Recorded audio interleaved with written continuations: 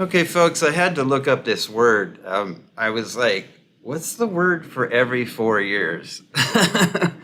Well, I could say 4 year anniversary. No, quadrennial. Okay, I found that out thanks to the magnificent, wonderful censor regime of Google. Quadrennial. So our quadrennial calendar is updated now with the protests this time around, and it's fun to see. There's just such a mix of fun people involved in these protests at all these universities. Some there surely to get some chicks, surely some there to get the shrooms, and others that are, I guess, professors. And it blows me away that some of these people are actually professors. I'm like, how did you get that? It's more like they just got a scratch and sniff thing out of a box of Cracker Jacks. That's my impression of these academics. It's kind of fun because we know what academia has been like, but now it's just like we're opening up the box and we're seeing the entire cabal of academia from the top down, what it actually looks like. And it's, boy, is it fallen quickly, my goodness sake. So here's this. This is this school, SUNY New Paltz, wherever the hell that is. These kids are demanding, making demands, of course, for their pro-Palestine protests, although I have very feeling this is very little to do with Palestine at this point. This is just kind of, we know, the privileged narcissist going out there who don't have much of a frame of reference for life in general because they haven't really been out there and lived in the world very much so far. They're pretty young. And so we've got kind of man boobs here. And then this dude in the middle, he just showed up. And then this guy who I think is a professor or something, I don't know, he's got his arms crossed. He's definitely soy, beta, cuck, all that stuff, all those insults. And they're probably demanding non-binary tampons. So let's take a look and see what they've got to hear, which is so important it's crucial to the survival of Palestine, okay? Negotiate with us. And I understand that it is a policy. We are here and willing to accept consequences until you are willing to fold to our demands. Fold to your demands, but then you said negotiate. This isn't ending until our demands are met. Should we take down the tents? No! Tents are a problem. I know that is in our policy. Hammocks are also in the policy, and that has been ignored for years on end and is used in our marketing campaign. It's unfair to me that we're using the policy now, but we haven't been using it to the hammocks for years on end. Okay, and the hammocks don't stay up permanently either, right? When it's nice out, hammocks are out pretty much 24/7, and I see our marketing and social media team very frequently using that for PR. Thank you for noting it. Is there anything that you have any questions about? Have we been clear about our demands? I also understand that there's some things that SUNY New Paltz doesn't do because they're not in our control. Why can't you give us an example? We don't control the contract pieces the way you laid it out. But it's our money.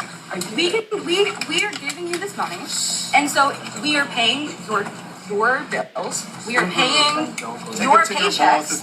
It is your responsibility, President Wheeler. It is your responsibility to figure it out. We the students have given you our demands. We have organized here together, and we are not leaving until you figure it out.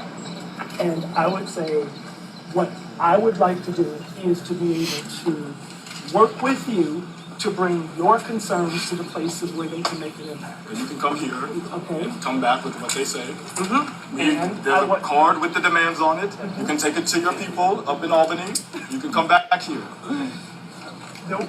Okay, I hear what you're saying, and I also have to say that I would rather that this not escalate the way other campuses, because you all have done a phenomenal job. That's up to you. That is your responsibility. That's your responsibility. We're here peacefully as of right now. That escalation is not going to come from us. That escalation will come from the police. If you call the police on us, like this president of Columbia did, that is when escalation will happen. It's very simple. It's the ball is in your court. We have told you what we're doing. We've been very upfront. It's up to you. All right, thank you. You're welcome. Okay, so the video, God, I hate that choppiness. Anyway, so yeah, so here's the thing, folks. Never hire these people. Never hire these people, and because these are definitely liabilities. These folks right here, especially man boobs. Let's go give him a gander here.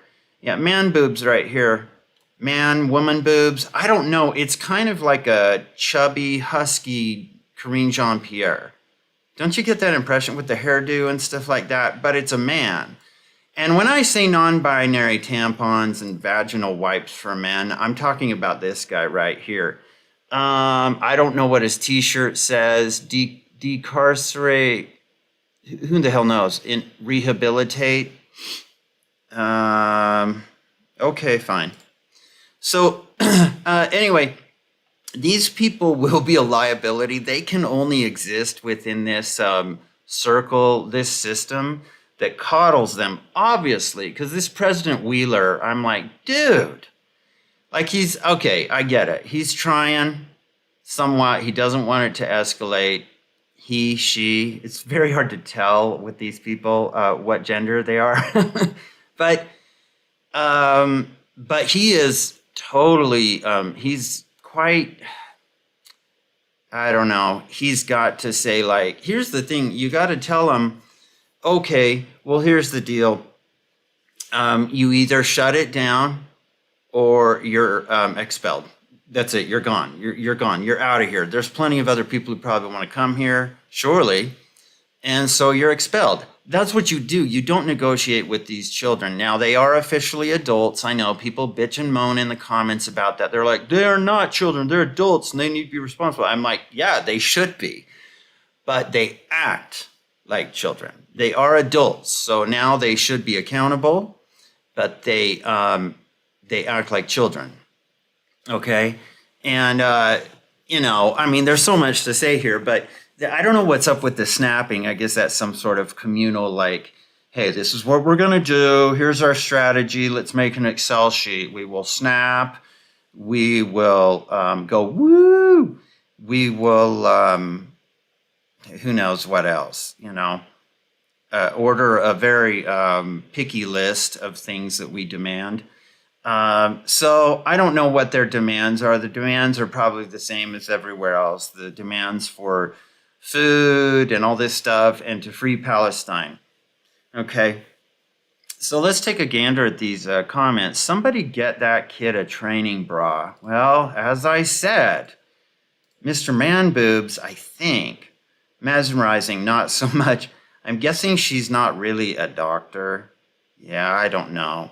That professor is a pussy. Well, yeah, I mean, I you know, okay, so it probably takes some guts to walk out there, but then again, you did take the job.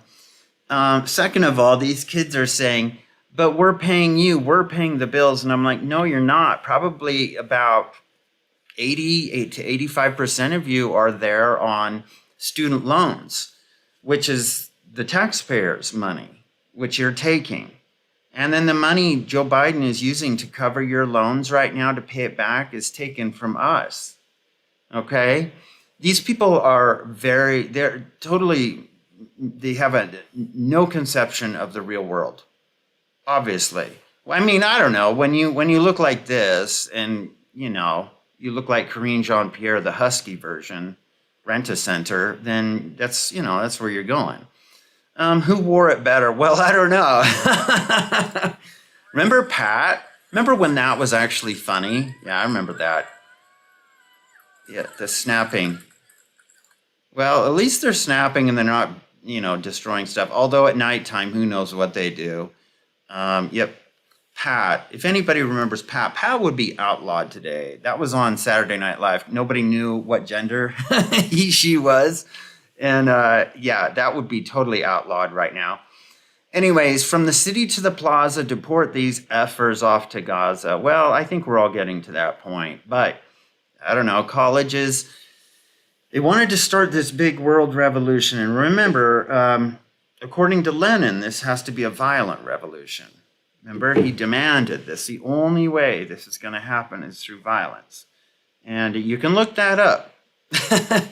People try to obfuscate that and say, no, that's not really Marxism. I'm like, look it up. Lenin wrote about it. Marx wrote about it.